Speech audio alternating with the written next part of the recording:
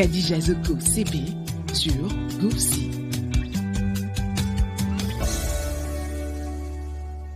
Bonsoir à tous et bienvenue à cette nouvelle édition de GoSpace. Je suis Khadija Zoko CB et j'assurerai la modération de cet échange entre la Direction générale des marchés publics, sous tutelle du ministère des Finances et du Budget, représentée sur autorisation du ministre par M. Brou Yao Paul, directeur de la formation, de la communication et de la qualité. Bonjour Monsieur Brou, merci à vous de vous prêter au nom de votre direction à cet exercice. Nous allons ouvrir votre micro pour écouter les premières informations que vous voulez bien nous donner en termes d'acquis ou d'actualité en matière de contrôle et de passation des marchés publics en Côte d'Ivoire. Merci.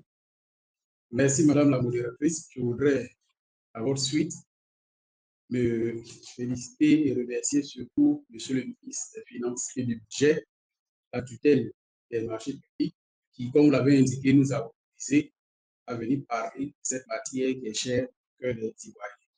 Je voudrais également me féliciter et remercier le directeur général des marchés publics, bien entendu, qui nous a donné la tâche pour venir parler en son nom ce soir.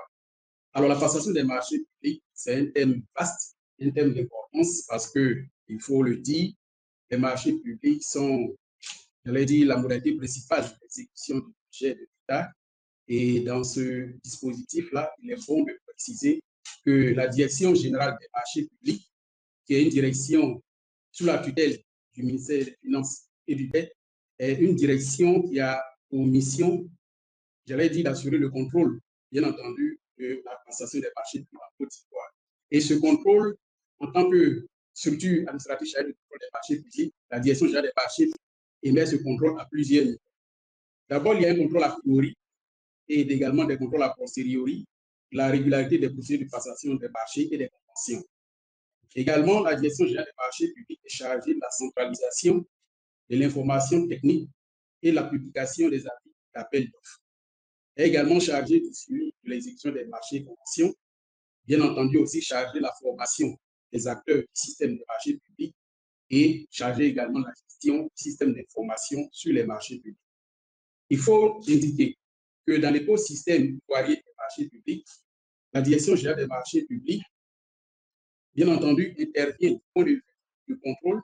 Et pour remplir cette mission de contrôle, la Direction générale des marchés publics, du point de vue organique, comprend 5 directions centrales et 12 directions régionales qui, fonctionnellement, sont compétentes sur toute l'étendue du territoire national.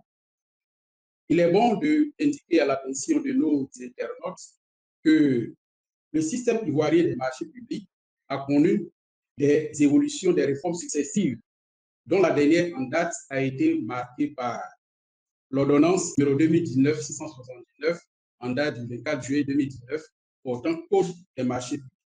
Et ce code-là, il a ceci de particulier qu'il a apporté des réformes majeures qui renforcent l'efficacité du système ivoirien des marchés publics. Premier élément de réforme qu'il est bon de saluer, c'est que le code en date, le code en vigueur, actuellement en vigueur, pour régenter la passation des marchés d'ivoire, a une autorité qui a été relevée. À l'opposé des codes qui ont prévalu jusque-là, le code actuellement en vigueur a été pris sous l'empire d'une ordonnance, bien entendu, qui est ratifiée et entrée dans le giron de la loi. Ceci pour donner davantage d'autorité aux tests qui régentent les marchés publics en Côte d'Ivoire, mais surtout pour être en parfaite congruence avec, j'allais dire, la Constitution actuellement en vigueur en Côte d'Ivoire. Il est bon de préciser, de rappeler que depuis le 8 novembre 2016, la Constitution actuellement en vigueur qui a été prise a indiqué dans ses dispositions, notamment dans l'article 101, que les activités économiques et sociales de l'État sont du domaine de la loi. Ceci est important parce que dans les constitutions précédentes, cela était plutôt du domaine du règlement. Et donc, il a fallu relever, bien entendu, l'autorité du test qui gouverne les marchés en Côte d'Ivoire pour être en parfaite harmonie avec ce dispositif constitutionnel-là. Un autre élément de réforme qui est très important, c'est que le Code des marchés publics actuellement en vigueur a affirmé de façon très ferme le principe de la séparation des fonctions de passation, de contrôle et de régulation des marchés. Ce qui fait que ces fonctions sont assurées, sont assumées par des organes distincts de manière à renforcer l'efficacité, bien entendu, dans la gestion des marchés publics en Côte d'Ivoire. Une autre innovation très importante tirant conséquence de ce principe que je viens de dénoncer, c'est que la direction générale des marchés publics est sortie totalement du champ de la passation des marchés publics. Il est bon de préciser à l'attention de nos internautes qu'il fut un temps où la direction des marchés publics alors était partie intégrante dans les commissions d'attribution des marchés publics. Bien entendu, participant au contrôle, elle ne peut pas être en fait donc la passation. Et donc, conséquence a été tirée et donc a été affirmée dans le code actuellement en vigueur, le principe de la séparation de ces fonctions. La direction générale des marchés publics ne participe plus aux commissions d'attribution des marchés publics. En cela, donc, le choix a été fait de responsabiliser totalement les acheteurs. Bien entendu, des contrôles prioritaires a posteriori étant assurés par la direction générale des marchés publics pour garantir la régularité du processus de passation des marchés publics. Un autre élément important qu'il est bon de préciser, le code actuellement en vigueur a affirmé le principe de la passation électronique des marchés publics dans un souci de renforcer la transparence, dans un souci de renforcer aussi la célérité dans la gestion des opérations du marché public. Donc voilà, il y a des innovations très importantes qui ont été portées par le dispositif, j'allais dire, juridique actuellement de gestion des marchés publics, qu'il est bon de saluer. Alors, je voudrais également indiquer, au regard du thème de notre rencontre de cet après-midi, il est bon de rappeler que la passation des marchés publics, bien entendu, est régie par le Code des marchés publics et ses applications. Et quand on regarde, quand on convoque ces différents instruments juridiques, on va noter que en Côte d'Ivoire, dans un souci de rationalisation, la règle d'or en matière de passation des marchés publics, la règle d'or est celle de l'appel d'offres ouvert. Et donc, la règle donne la possibilité à toute entreprise, pour autant qu'elle réunisse les conditions qui sont définies dans le Code des marchés publics et précisées dans le dossier de mise en concurrence appelé dossier d'appel d'offres, de pouvoir faire une proposition à l'administration. Donc, voilà un peu quelques éléments que je voudrais dénoncer. Bien entendu, là où il y a évidemment des exceptions. Et au titre de ces exceptions-là, nous avons l'appel d'offres restreint pour les acquisitions qui revêtiraient quelques qualités, quelques caractéristiques de complexité, de technicité particulière. Et surtout, il y a aussi, suivant le cas, il y a aussi la modalité du marché de gré à gré qui est strictement encadrée. En Côte d'Ivoire, il n'y a que 3 cas d'ouverture au marché de gré à gré, notamment le cas de monopole, notamment le cas des raisons artistiques, et bien entendu, le dernier cas, c'est le cas d'urgence, et qui a été qualifié par le Code des marchés, notamment sur l'article 61, disant qu'il faut que ce soit une urgence qui soit impérieuse. Et le Code va plus loin, il faut que ce soit un cas d'urgence motivé par des circonstances qui rejoignent, qui sont celles du cas de force majeure, de prévisibilité et résistibilité. Et donc, c'est fortement encadré, bien entendu, pour discipliner, j'allais dire, les acheteurs publics. Merci. GoofSpace. Merci, M. Brou, pour ce propos introductif. Donc, M. Brou, la première préoccupation, c'est de savoir comment le gouvernement garantit-il la transparence dans l'attribution des marchés publics en Côte d'Ivoire. Et la seconde, c'est de savoir que fait l'État pour garantir que les ouvrages et infrastructures réalisés via les marchés publics respectent les normes de qualité et de durabilité. Voilà, M. Aristide, bonsoir. Alors, je suis Aristide Kevin Onstran, donc je suis juriste. Alors, j'ai 2 questions. La première question, c'est l'année dernière, il y a eu un journal qui a eu à révéler des affaires de corruption, voire même de trafic d'influence à l'égard d'une entreprise installée en Côte d'Ivoire et du ministère de l'Équipement et de l'Entretien routier. Et il y a cette enquête-là, justement, qui suit son cours. Donc, moi, ma question, c'est de savoir qu'est-ce qui est fait au niveau de l'organisme chargé des marchés publics à s'assurer éventuellement d'un signalement, pourquoi pas au parquet, vis-à-vis de cette situation qui se présente, et éventuellement des enquêtes internes pour vérifier s'il y a véritablement eu un trafic d'influence ou s'il y a véritablement eu une violation aux règles établies par les marchés publics. Ça, c'était la première. On peut remarquer que généralement, les marchés publics qui sont accordés à fort budget, c'est-à-dire qui touchent des milliards sur des projets assez importants, relèvent des multinationales. En même temps, je fais cette petite réflexion est-ce qu'on ne serait pas aussi à même de pouvoir former ou de pouvoir faire confiance aux PME locales à l'effet que ces dernières puissent aussi concurrencer et avoir de l'expérience au niveau de l'octroi de ces marchés? Merci pour vos réflexions, Monsieur Aristide. Eh bien, Monsieur Brou, allez-y, s'il vous plaît. Merci, Madame la modératrice. Merci à Aristide pour les préoccupations que vous avez soulevées. Alors, la première question, la première préoccupation tourne autour de la problématique de la transparence et de l'accès à l'information. Je dois dire que ce sont des problématiques essentielles. Et il faut dire que c'est notamment la transparence fait partie des principes, j'allais dire, fondamentaux des marchés. Quand vous regardez le code des marchés publics, en son article 9, en son article 8, pardon, il est spécifié au titre du quatrième principe, il est affirmé le principe de la transparence. Comment est-ce que ce principe est mis en avant? Ce principe est mis en avant à travers différents mécanismes. Premier mécanisme, pardon, c'est qu'il est requis en termes de marché public de toujours porter l'information en amont à tous les participants potentiels à la commande. D'où, pour faire respecter le principe de l'ouverture de l'appel d'offres ouvert, d'où le principe de publier les avis pour informer la communauté des opérateurs économiques potentiellement intéressés au marché à passer. Et donc, l'information est essentielle, elle est incontournable en matière de marché. Donc, principe de la transparence. À côté de l'information, il y a aussi que des recours sont ouverts au bénéfice de tous les acteurs du système des marchés, à commencer par les opérateurs économiques qui participent, bien entendu, à la mise en concurrence. Et donc, lorsque un appel d'offres est lancé et qu'un des acteurs se sent injustement évincé, il peut élever une contestation devant un organe qui a été mis en place justement par le gouvernement ivoirien à l'effet justement de faire prévaloir la définition de transparence dans les marchés publics. C'est l'autorité de régulation de la commande publique, ACOP, qui jusqu'en décembre est l'autorité nationale de régulation des marchés publics.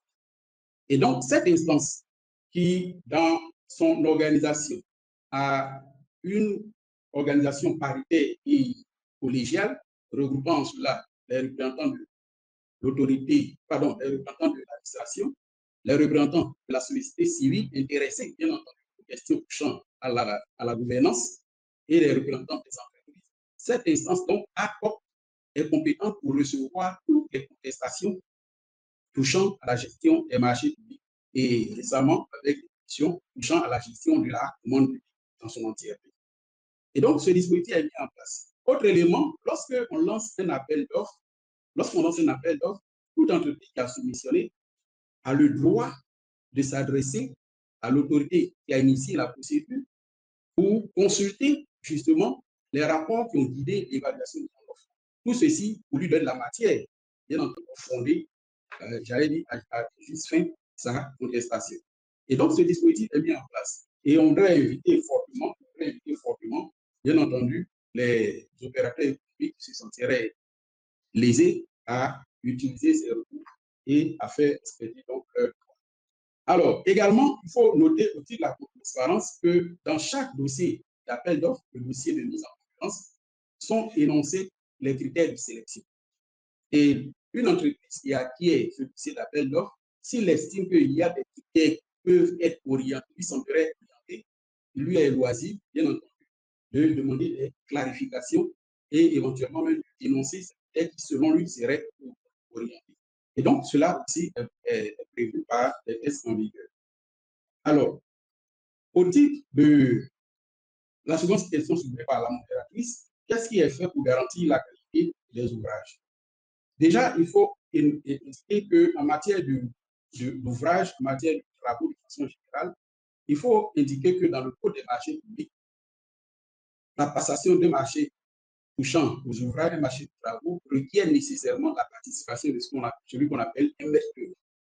Un maître d'œuvre, un bureau d'architecte, un bureau d'ingénieur conseil, donc des experts, bien entendu, ils vont accompagner l'autorité contractante depuis la phase même des études, élaboration des études, organisation de la procédure de passation du marché, exécution du marché. Et donc, ce maître d'œuvre-là, il est outillé pour vérifier, surveiller la qualité de l'exécution du marché qui est passé. De telle sorte que si, à l'exécution, il constatait quelques écarts par rapport au cahier des charges qui ont été élaborés, bien entendu, il lui est loisir, bien entendu, d'exiger de l'entreprise titulaire d'apporter les corrections.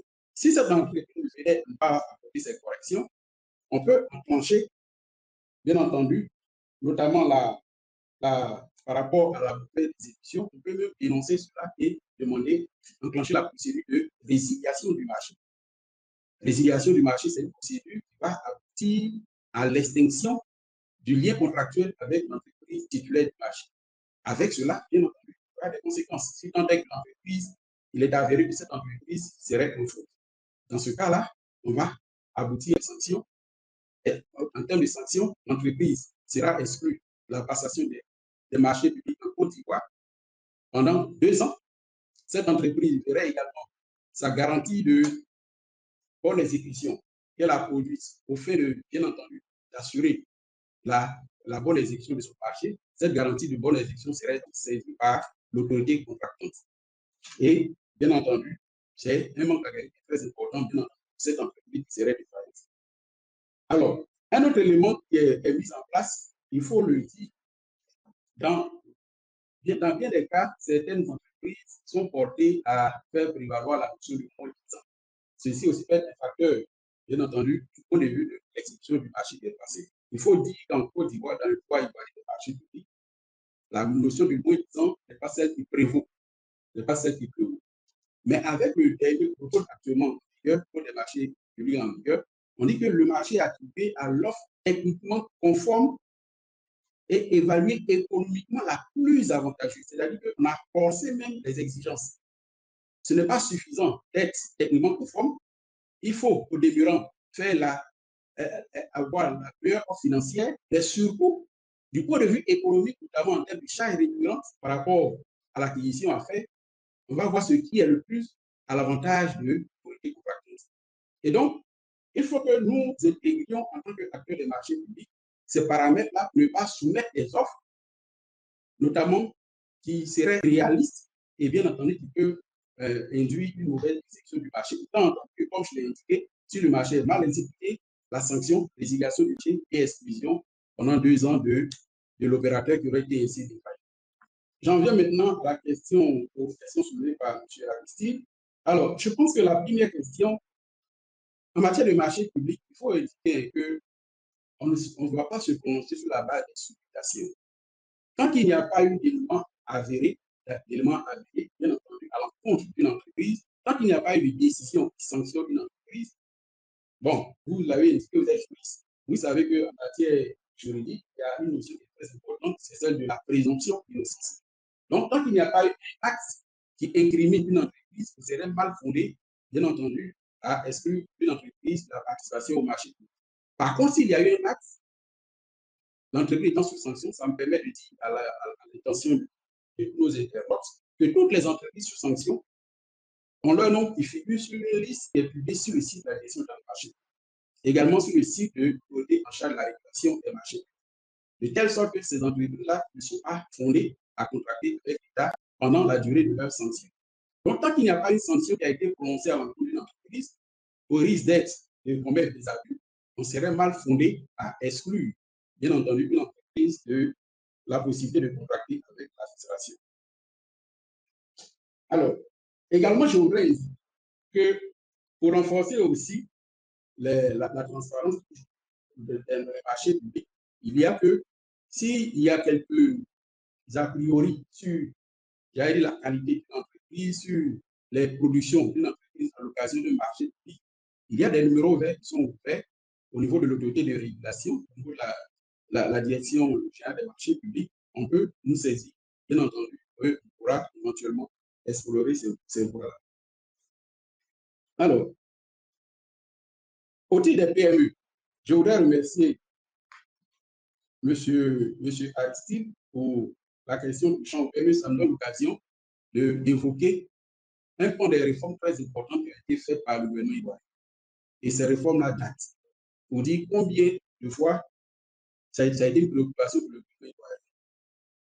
Il faut noter qu'en 2015, le gouvernement ivoirien a pris, il y a un décret que le président de la République avait signé, le décret 2015-525, en date du 15 juillet 2015, du 15 juillet 2015, au terme duquel il y a eu des facilités très fortes qui ont été définies au bénéfice des PME, bien entendu pour les aider à accéder au marché.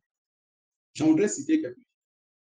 Première facilité, il a été indiqué que dorénavant, lorsque une entreprise vient faire une proposition à l'administration, cette entreprise-là n'est pas tenue de rapporter la preuve de sa régularité du point de vue fiscal et social à la phase de la soumission de son offre. Et donc, il y a eu la décision tendant à différer cette preuve-là à la phase de la contractualisation. Donc, c'est seulement celle des entreprises qui auront participé à la mise en concurrence, celle qui aura été retenue, c'est celle-là qui aura apporté la preuve avant de faire son contrat avec l'autorité contractante, qu'elle est à jour des impôts et de la CNPS. C'est une innovation très importante. Autre innovation, vous avez évoqué les procédures simplifiées, justement. À la faveur de ce décret 2015, il avait été institué les procédures simplifiées. Et procédures simplifiées dit également exigences simplifiées. Et donc, exigences facilement accessibles, supportables par les petites et moyennes entreprises. Un autre élément important d'innovation, c'est la garantie de soumission. Dans les marchés, lorsque une entreprise est faite à l'administration, elle doit accompagner son offre, sauf cas d'exemption, elle doit accompagner son offre d'un acte de garantie qui viendra pris le préjudice que subirait l'autorité contractante en cas de désistement. Et pendant longtemps, jusqu'en 2015, cet acte de garantie était dans la tranche 1 à 3%. Or, vous savez que quand vous prenez un acte de garantie d'une banque ou d'une assurance agréée, évidemment, cela n'est pas gratuit. Il y a des frais qui sont supportés, bien entendu, par les entreprises. Et donc, en 2015, à l'initiative du ministère en charge du marché public et aidé en cela par le ministère en charge du PME et de l'artisanat et le ministère du Commerce, il a été donc produit ce décret-là qui a tendu à ramener le plafond de la garantie d'offre à un maximum de 1,5%, de telle sorte que les frais à supporter par les entreprises sont conséquemment réduits. Autre élément important d'innovation, c'est qu'il a été également défini dans le code de 2019 que, en cas de sous-traitance, lorsque une entreprise participe à un appel d'offres, si elle fait le choix de sous-traiter, c'est-à-dire de confier un pan de son marché à hauteur de 30% à une petite et moyenne entreprise, cette entreprise-là, elle peut bénéficier d'une marge de préférence jusqu'à 15%. C'est-à-dire quand bien même cette entreprise, par rapport à ses concurrents, aurait un prix plus élevé, jusqu'à 15%, on peut retenir son offre contribuée. Voyez-vous, donc, tout ce dispositif a été mis en place, bien entendu, pour renforcer, pour assurer l'éclosion des petites et moyennes entreprises dans le cadre des marchés. Un autre élément important en termes d'éléments avantageux au bénéfice des PME, c'est qu'il est défini à côté de la sous-traitance, il est défini ce qu'on appelle le mécanisme du groupement d'entreprises ou co-traitance. C'est-à-dire qu'aujourd'hui, des entreprises qui auraient une taille relativement petite peuvent mutualiser leurs forces, se mettre ensemble de manière à optimiser leurs chances d'avoir le marché et être affectés donc sur le marché-là. Et donc, ce sont des mécanismes qui existent. Et ce sont également des mécanismes qui sont mis en œuvre par les PME pour lesquels on voudrait, bien entendu, éviter davantage les PME à en faire application. Tout le long de votre intervention, nous avons M. Aristide qui avait levé la main. M. Aristide, allez-y rapidement, s'il vous plaît. Oui, merci beaucoup, monsieur le directeur, pour ces explications. Permettez-moi, vous n'avez pas entièrement répondu à la première. Non, il ne s'agit pas ici de dire que parce qu'il n'y a pas eu une condamnation, que vous, derrière, vous n'allez pas suivre. Effectivement, il y a le principe de la présomption d'innocence que nous connaissons tous. Mais sauf que, quand vous prenez l'article 93 du Code, il est parlé d'un contrôle d'exécution. Il y a un point de presse, il y a un journaliste qui fait une investigation. On révèle que dans cette investigation, il pourrait y avoir un trafic d'influence ou une corruption dans l'action des marchés. Je reformule ma question. Est-ce qu'il y a une enquête interne qui est menée sous vos contrôles pour voir ou pour déceler si effectivement la passation s'est faite en bonne et due forme. C'était un peu ça ma question. GoofSpace. Très bien, merci, Monsieur Aristide. Nous allons alors, Monsieur Brou, votre micro est ouvert. Merci. Ok, merci, je voudrais vous remercier. Le premier interview, M. Aristide, est revenu sur la question des marchés qui seraient en chiffrant, pour lequel il y a eu des esprits. Au risque de me répéter, c'est vrai, vous avez évoqué le contrôle de l'exécution de l'article 93, vous suivez bien les marchés publics. Alors, le contrôle de l'exécution des marchés publics, comme je disais tout à l'heure, il est prioritairement la compétence du maître d'œuvre. Et donc, si à ce contrôle-là, il est noté quelques difficultés, c'est de nous saisir, bien entendu, pour engager la procédure tendant à exclure cette entreprise-là. Mais tant qu'il n'y a pas eu d'éléments factuels, on serait mal fondé à exclure une entreprise. C'est ce que j'ai indiqué. Si, à la faveur de l'exécution des marchés publics, si on constate qu'il y a eu des cas de collusion avec peut-être l'entreprise et un maître d'œuvre, là aussi, il est loisible, bien entendu, de saisir les instances compétences. Les instances compétences, bien entendu. Donc, je voudrais vraiment, voilà un peu les éléments de réponse que m'inspire cela. Je ne voudrais pas vraiment faire de polémique, mais tant qu'il n'y a pas de rituel, bien entendu, il est difficile de prendre une décision. Je voudrais également nous dire qu'il faut indiquer qu'au titre de, comment on appelle, la gestion des marchés publics, notamment pour ce qui concerne la transparence, la lutte contre la corruption, s'il y a quelques écarts qui sont notés, il ne faut pas hésiter à saisir l'instance compétence qui est, bien entendu, le côté de l'éducation de la commande publique. À ce niveau, je voudrais vous préciser le type de marché public. Les tests en l'état actuel me permettent, ne serait-ce que par dénonciation économique, bien entendu, de porter ces initiatives supposées devant les instances en charge de la régulation des marchés publics. Alors, il y a une autre question qui a été posée relativement aux dispositions prises pour s'assurer de la réalisation des marchés publics. Je pense que j'avais déjà répondu à cela lorsque j'ai indiqué qu'il y a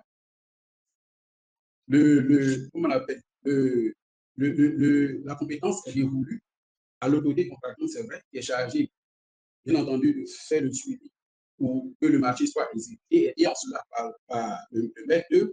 Et si on constate qu'il y a les dispositions du cahier des charges, que le cahier des charges n'est pas observé, alors il faut dénoncer le contrat jusqu'à ce qu'on en fasse donc la rectification. Je voudrais à ce titre déjà préciser que le processus a été même allégé pour aider à ce que lorsqu'il y a des écarts par rapport au cahier des charges, on puisse très rapidement, bien entendu, faire la rectification. Par le passé, il était requis de l'autorité contractante de faire une mise en demeure et après faire une seconde mise en demeure. Dorénavant, une seule mise en demeure suffit. Si après 15 jours, l'entreprise n'obtient pas, évidemment, on peut saisir la direction des marchés publics pour demander la rectification. Je vous remercie. Merci, Monsieur Brou. Monsieur Dago Ange Amos, bonsoir. Est-ce que vous nous entendez? Je suis M. Dago, je suis acteur des marchés publics, entrepreneur. Et je voulais déjà, dans un premier temps, remercier et féliciter la Direction générale des marchés publics pour le boulot formidable qu'ils font, surtout pour toutes les mesures nouvelles envers les PME qui rassurent les PME. Alors, j'ai 3 questions rapidement. La première, c'est de savoir quels sont les conseils que la Direction générale des marchés publics peut donner à une nouvelle entreprise qui vient à peine de se créer. Et comment, de façon pratique, peut-elle s'y prendre, d'autant plus qu'elle n'a pas certainement d'ABE, elle n'a pas d'ancienneté d'historique, etc. Ça, c'est ma première question. La deuxième, est-ce que la Direction générale des marchés publics peut rassurer l'ensemble des opérateurs économiques que quand on lance effectivement les intérêts moratoires après 30 jours, après 60 jours, après 90 jours de retard de paiement par rapport à notre facture qui était de 30 jours, 60 jours ou 90 jours, après donc les 3 mois prévus par l'article 142, est-ce que vraiment les intérêts moratoires sont pris en compte et sont payés? Maintenant, est-ce que on ne va pas en tenir compte? Est-ce que l'autorité contractante ne va pas en tenir compte pour nous blacklister d'une certaine manière? Et en tant que PME, on active l'article 142. Est-ce qu'on peut nous donner suffisamment d'assurance à ce niveau? Et ma dernière question, ce sera comment on rassure les uns et les autres, notamment les PME, qu'on pourrait essayer, en tout cas autant que faire se peut, au niveau du gouvernement, de pouvoir nous donner au moins des avances de démarrage ou sinon vraiment doter la SGPME de suffisamment d'arguments ou de moyens pour aider les PME à pouvoir financer le marché ou encore être payés rapide. C'était mes 3 questions, tout en remerciant encore la DGMP. Merci, M. Dago. Alors, M. Brou, nous ouvrons rapidement votre micro pour adresser ces 3 préoccupations. Alors, à l'endroit d'une nouvelle entreprise, bien entendu, il y a des facilités, comme je l'ai expliqué tout à l'heure, qui ont été adressées par le gouvernement ivoirien. Et comme je l'ai expliqué tout à l'heure, cela date. C'est depuis 2015 et cela a été renforcé avec le code de 2019. Évidemment, c'est plus simple pour une nouvelle entreprise ou, j'allais dire de façon générale, une PME d'avoir une action commerciale auprès des différentes entités contractantes tendant à l'aider à avoir la possibilité d'être activité marché éligible aux procédures simplifiées. Vous me donnez l'occasion de préciser. Le premier niveau de procédure simplifiée, c'est la procédure simplifiée d'entente directe. C'est une procédure par laquelle une autorité contractante, lorsqu'elle a des critiques d'un montant compris entre 1 franc et 10 millions moins 1 franc, il lui est loisir de s'adresser à une entreprise, bien entendu, pour notamment l'aider à exécuter son marché. Autre élément, deuxième élément, c'est simplifier la cotation. Il s'agit pour l'autorité contractante de mettre en concurrence 3 entreprises de son choix. Et donc, une nouvelle entreprise qui ferait cette image commerciale auprès d'une autorité administrative, évidemment, aurait donc bénéficié de cette facilité, étant entendu que dans les procédures simplifiées, il n'y a quasiment aucune exigence en termes de capacité technique d'expérience, il n'y a quasiment aucune exigence. C'est vraiment des procédures assouplies, bien entendu, pour aider les entreprises à faire leur chemin dans le marché public. Alors, au titre des intérêts moratoires, je pense qu'il faut avoir confiance dans le système.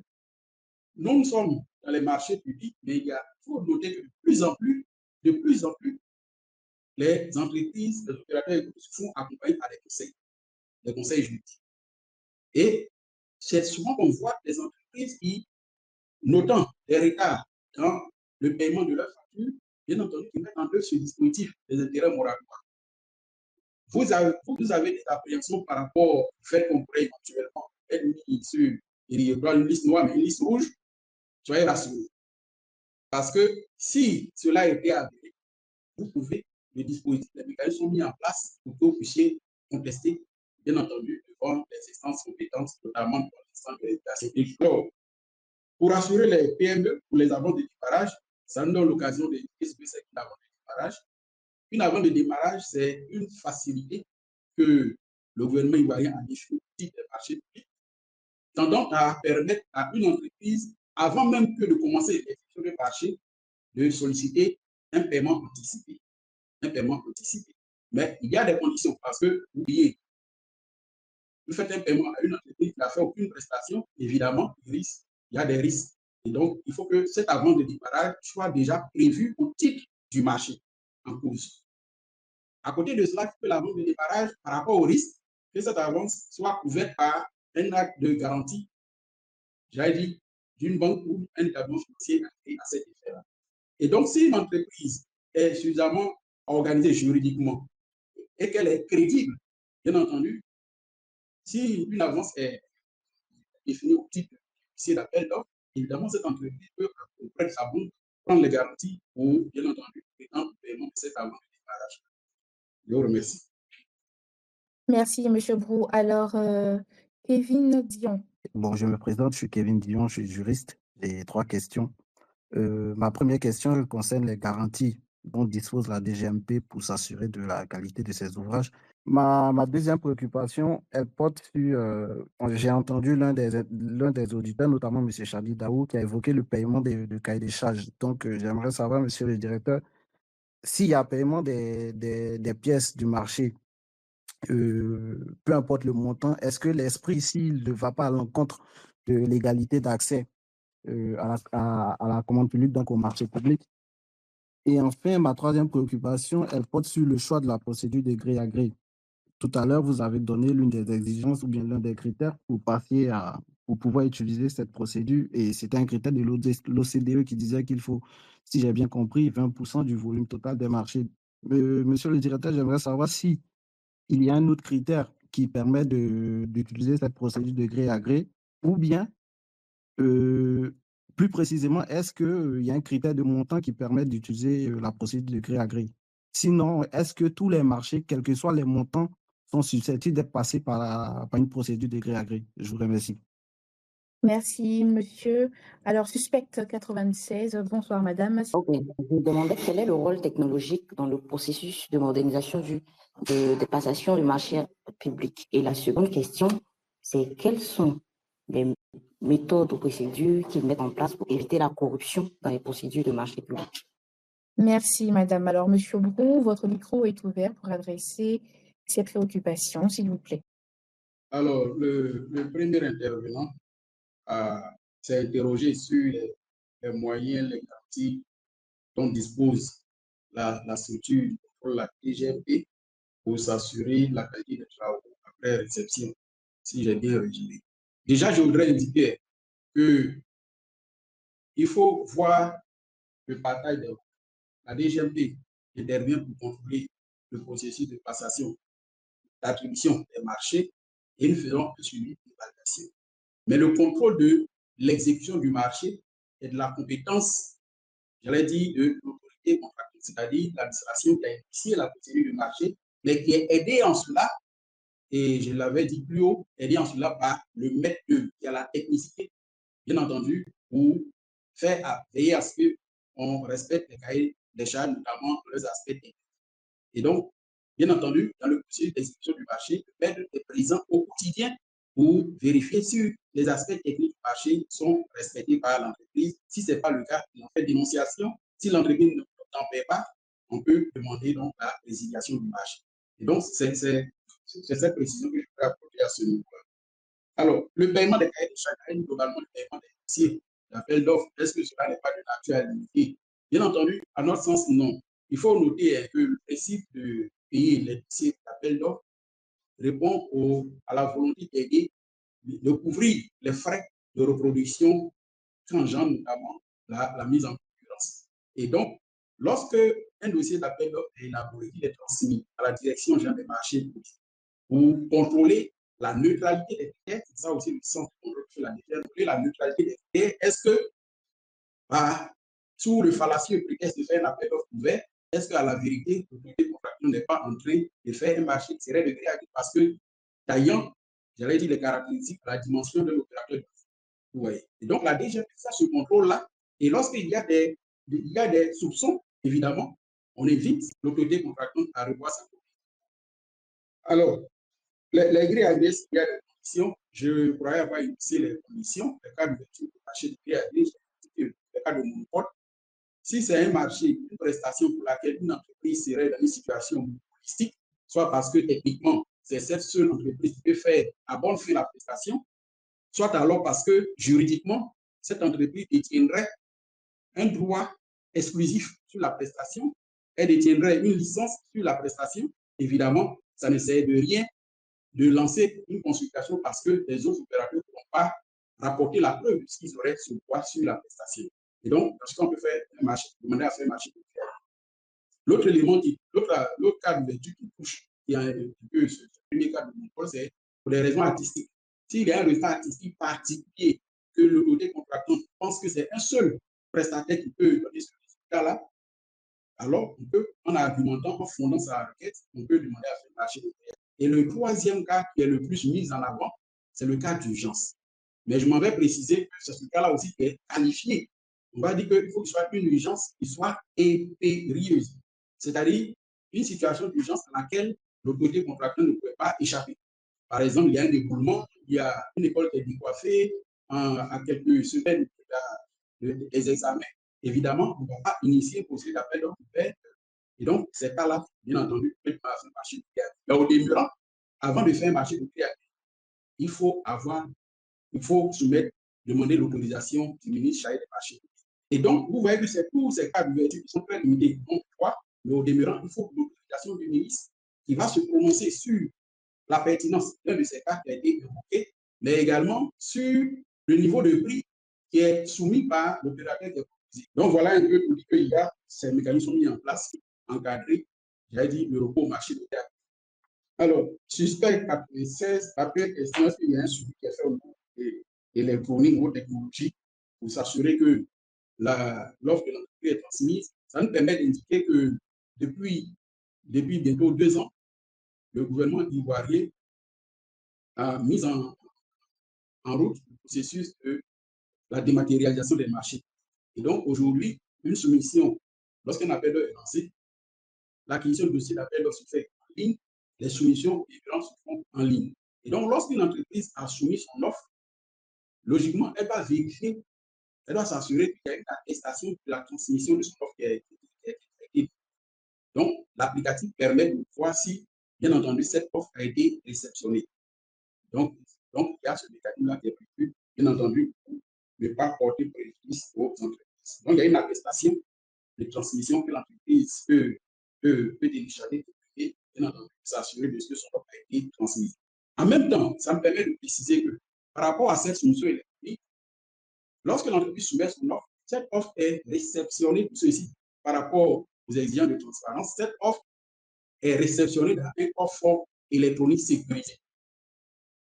De telle sorte qu'aucune des offres ne peut être accessible par l'un quelconque des membres de la commission, même pas par la direction des marchés publics, avant leur limite de dépôt des offres tel que précisé dans le dossier d'appel d'offres. Et donc, il y a ce mécanisme qui existe. Aucune offre n'est accessible. Seulement l'entreprise qui a soumis son offre, et on devrait vraiment saisir cette opportunité pour aider les entreprises à faire leurs offres suffisamment tôt, de telle sorte que s'il y a quelques aménagements qu'elles veulent apporter, puissent bien entendu avoir accès au coffre, retirer leur offre et les apporter ces modifications-là. Donc, seule l'entreprise qui a soumis son offre a la possibilité d'avoir accès à son offre, bien entendu, avant leur limite de dépôt des offres. Une fois leur limite de dépôt des offres échue, évidemment, l'entreprise ne peut plus avoir accès à son offre. Alors, les membres de la commission vont prendre la main, bien entendu, pour faire le développement des offres et procéder par suite à l'évaluation des offres jusqu'à l'attribution du marché. GoofSpace. Après la réception des travaux, pendant l'exécution, on est d'accord que ce sont les équipes techniques, mais après la réception des travaux, monsieur le directeur, il peut apparaître des défauts qui sont peut-être liés à une faute de l'entreprise. Donc, ce que moi, je voulais savoir, c'est à ce moment précis, dans le dispositif des marchés publics en Côte d'Ivoire, quels sont les différents leviers dont disposent les pouvoirs du éducateur pour pouvoir faire face à, ce genre de situation. Alors, merci, monsieur. Monsieur, cet aspect, c'est que ça va m'échapper. Effectivement, il y a des garanties qui sont prévues. Déjà, de façon générale, il faut indiquer que dans les marchés, il y a un certain nombre de marchés pour lesquels on peut demander ce qu'on appelle une garantie. Notamment, les marchés sont accompagnés d'un délai de garantie, notamment en matière de fourniture technique, comment on appelle, de matériel biomédicaux. On peut demander une garantie. En matière informatique aussi, on peut demander un délai de garantie. Donc, là où il y a un délai de garantie, on peut, je l'ai dit, indiquer dans le dossier que cela est assorti, que l'entreprise doit produire par contre une retenue de garantie. Donc, une retenue de garantie qui va consister à faire une sorte de fonction sur chaque paiement à faire, bien entendu, pour s'assurer que pendant le délai de garantie, il n'y a pas de vice. De telle sorte que si pendant ce délai de garantie, il y a des vices, cela puisse servir à couvrir ces malfaçons. Mais au-delà de ça, pour certains grands ouvrages, certains grands marchés, il y a ce qu'on appelle les garanties décennales. On peut dire que pendant 10 ans, on prend une garantie de telle sorte que sur la période, s'il y a des malfaçons, bien entendu, là, le garant puisse venir en correction, bien entendu, de ces malfaçons qui ont été notées. Et donc, suivant la complexité du marché, il y a ces garanties additionnelles qu'on peut, à côté de la garantie de bonne exécution, qu'on peut définir dans le marché, garantie, bien entendu, la qualité de l'exécution. Merci. Merci, monsieur le directeur. D'accord, merci beaucoup. Je suis Guy Verlaine, juriste de formation, et ma question porte sur deux volets en fait. Le premier volet, c'est relativement aux procédures concurrentielles simplifiées. J'aimerais savoir quel est le texte de base qui fonde ces procédures-là. C'est un. Et deuxièmement, ma question est relative à la dématérialisation des marchés publics. Et quels sont les mécanismes qui ont été mis en place afin que, je peux dire, les potentiels soumissionnaires puissent véritablement se familiariser avec cela, puisque c'est c'est un outil qui a été introduit il n'y a pas aussi longtemps que cela. Donc, comment est-ce que la Direction générale des marchés publics procède pour que tout le monde puisse véritablement se familiariser avec cet outil-là? Donc, merci beaucoup, c'était mes questions. Merci, Monsieur Guy Verlaine. Alors, Monsieur Brou, permettez-moi de vous communiquer questions qui me sont parvenues donc, du centre d'appel du gouvernement. La première, c'est de savoir est-ce qu'il existe une base de données publique accessible aux citoyens et aux entreprises pour consulter les marchés attribués et leurs bénéficiaires. La deuxième question, c'est de savoir quelle est la part actuelle des marchés publics attribués aux entreprises ivoiriennes par rapport aux entreprises étrangères. Okay. Merci, Madame la Ministre. Alors, Monsieur Guy Verlaine, petit des procédures simplifiées.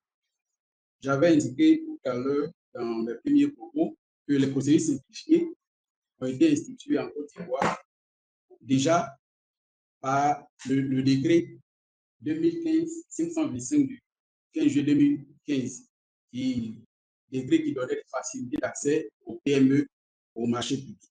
Et cela a été renforcé après ce décret 2015, évidemment, il fallait prendre une application. Il y a eu l'arrêté 112 en date du 8 mars 2016 qui avait explicité les modalités de mise en route des procédures simplifiées.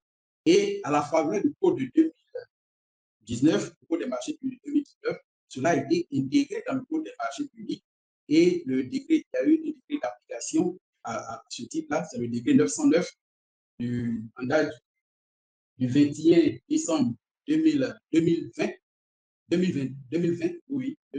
qui a énoncé justement les mécanismes de mise en œuvre des procédures simplifiées, notamment les 4 procédures simplifiées qui a énoncé tout à l'heure. La procédure simplifiée d'attente 1 franc à 10 millions moins 1 franc, la procédure simplifiée de cotation entre 10 et 30 millions de francs CFA, la procédure simplifiée de la compétition limitée qui consiste à solliciter 5 fournisseurs dans la tranche 30 millions à 50 millions moins francs, et la dernière procédure simplifiée à compétition ouverte dans la tranche 50 millions à 100 millions moins 1 franc.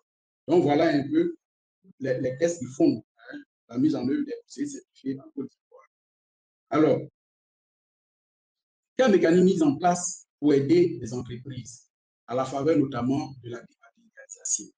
Je voudrais indiquer que la dématérialisation des marchés de Côte d'Ivoire a été officiellement lancée le 5 juillet 2023. Bien entendu, dans une phase pilote, de manière à ce qu'on puisse maîtriser tous les risques attachés à ce processus. Donc, il y a une phase pilote qui a consisté à expérimenter la dématérialisation avec 7 structures pilotes, dont 5 ministères, un projet et une société d'État. Et à partir de fin 2023, à partir de 2024, cela a été étendu à tous les assujettis au code des marchés, à tous les assujettis au code des marchés. Évidemment, quand il y a un procédé qui est nouveau, il faut définir des outils pour aider à la prise en main de cet applicatif-là. Au niveau de la Direction générale des marchés publics, nous avons d'abord commencé à rencontrer toutes les composantes de l'écosystème des marchés publics avec lesquels nous avons partagé, bien entendu, le dispositif de dématérialisation. Toutes les fêtières dans le secteur privé, nous avons des séances spécifiques avec elles. Et à cette occasion-là, également, nous avons, au niveau de la Direction générale des marchés publics, élaboré des tutoriels sur différentes thématiques essentielles dans les marchés publics que vous pouvez consulter de votre position même sur le site de la Direction générale des marchés publics. Je vais vous rappeler, c'est marché-public.ci, marché-public.ci. Nous avons aussi fait même des capsules spécifiques sur les marchés avec des professionnels, des acteurs professionnels que nous avons et bien entendu, ces capsules aussi. Vous pouvez les visiter sur le site de la Direction générale des marchés publics pour vous aider à prendre en main cet applicatif-là. Alors, à côté de cela, nous avons recruté spécialement des acteurs, un groupe de près d'une trentaine d'acteurs que nous avons appelés assistants psychomates qui sont spécialement dédiés à apporter un accompagnement, une assistance aux différents acteurs du système des marchés de type dématérialisation. Et donc, ces acteurs sont disponibles pour la DGAP pour vous accompagner Mais à côté de cela, nous avons mis en place un call center qui est dans le numéro 800 237. Si vous avez une opération à faire titre de la dématérialisation, vous pouvez appeler à ce numéro et une assistance peut vous être apportée pour une prise en main ici de l'applicatif. Donc voilà, chers internautes, quelques outils qui ont été définis. Et à côté de ça, j'allais oublier, il y a la formation que nous faisons au quotidien sur, bien entendu, au bénéfice des acteurs tant publics que privés. Et donc, de votre position, s'il y a un besoin, n'hésitez pas à nous saisir en faisant le recrutement des opérateurs, de nous saisir. Et on pourra vous apporter l'accompagnement, des formations, des assistances pour une meilleure prise en main de l'applicatif. Je vous remercie. Alors, les deux dernières questions au titre de cette activité d'échange, ce serait donc la première qui est relative, les deux d'ailleurs sont relatives à la lutte contre la corruption et au renforcement des contrôles. La première, c'est de savoir quelles réformes sont envisagées pour rendre le processus d'appel d'offres encore plus transparent et accessible à tous. La deuxième, c'est de savoir comment garantir que les PPP, partenariats publics-privés, soient réellement bénéfiques pour l'État et ne génèrent pas des contrats léonins défavorables au secteur public. Merci, madame. Il y avait deux questions que vous avez posées sur le département.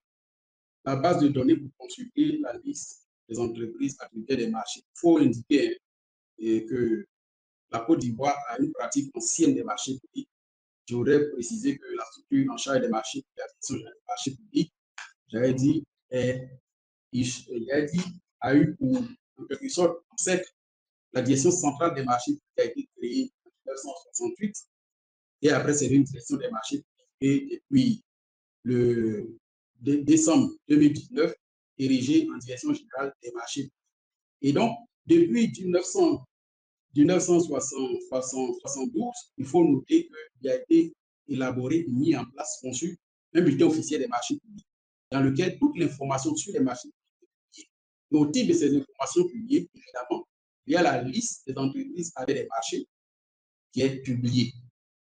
Avant, c'était à cadence mensuelle.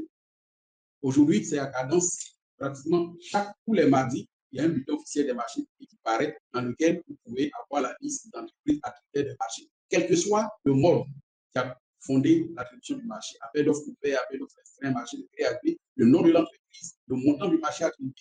Et ces mêmes informations peuvent être consultées également sur le site de la gestion des marchés. Alors, au titre, la part des marchés attribués aux entreprises ivoiriennes et entreprises non ivoiriennes, pour les dernières données que nous avons, notamment, il y a des consolidés fin 2023, on attendait de consolider les étapes pour fin 2024.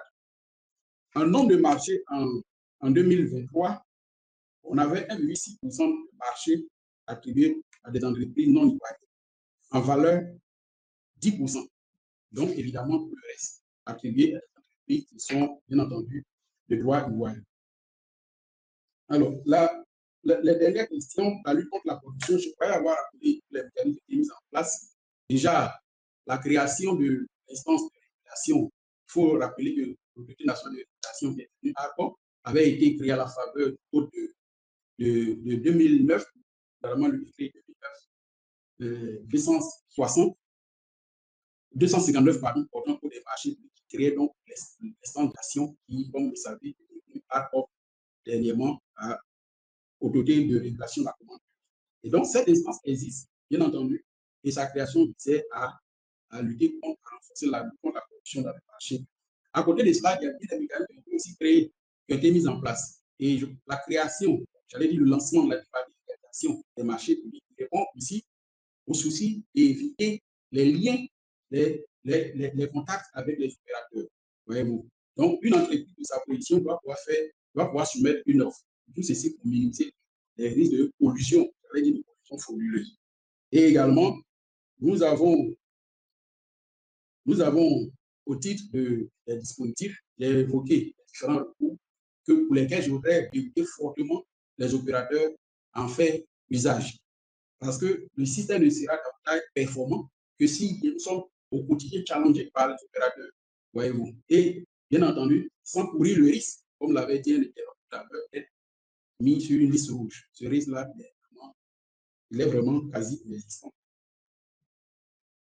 Alors, au titre des partenariats public-privé, je voudrais rappeler qu'il y a un dispositif qui a été mis en place depuis 2018, bien entendu, qui a créé un dispositif institutionnel qui a créé le Comité national de pilotage du partenariat public-privé, qui est compétent en la matière, à l'image de ce que fait la direction des marchés de contrôle en matière de marchés publics. Le CNPP, Comité national de pilotage du partenariat public-privé, est également compétent pour faire les contrôles, pour veiller au respect des intérêts de l'État, de telle sorte que on puisse mitiger les risques qu'il y ait des contrats qui ont bien comme l'avez. Voilà un peu les éléments de réponse que j'explique, bien entendu, les questions. Merci. Merci, M. Brou. Alors, c'est la fin de cette activité d'échange. Est-ce que vous avez un dernier message à faire passer, des remerciements? Si oui, nous vous écoutons. Merci. Je voudrais commencer par remercier le CICG, le Centre d'information et de communication gouvernementale, pour cette tribune qui a été offerte au ministère des Finances et du Budget, représentée aujourd'hui par la Direction générale des marchés publics, de parler de la matière qui fait débat, qui est celle des marchés publics en Côte d'Ivoire. Je voudrais remercier, comme je l'avais dit tout à l'heure, M. le ministre, notamment pour notre tutelle qui nous a autorisé, et également remercier mon directeur général, M. François, qui nous a mandaté pour parler en ce moment ce soir. On n'a certainement pas été exhaustif. Je voudrais vous féliciter pour cette opportunité-là, de nous dire que nous restons totalement prêts, bien entendu, pour continuer la discussion. Et je l'ai indiqué tout à l'heure, on a un call center qui est à la direction des marchés publics. On a un numéro vert sur lequel on peut nous saisir, bien entendu, pour répondre aux questions touchant la matière des marchés. Je vous remercie. Merci, M. Brou. Merci à tous. Je ne ferai pas plus long. Nous avons passé donc la fin de cette activité d'échange. Merci à tous pour vos prises de parole qui ont contribué à enrichir ce dialogue. Je vous donne rendez-vous jeudi prochain et d'ici là, portez-vous bien. Merci à tous et à bientôt.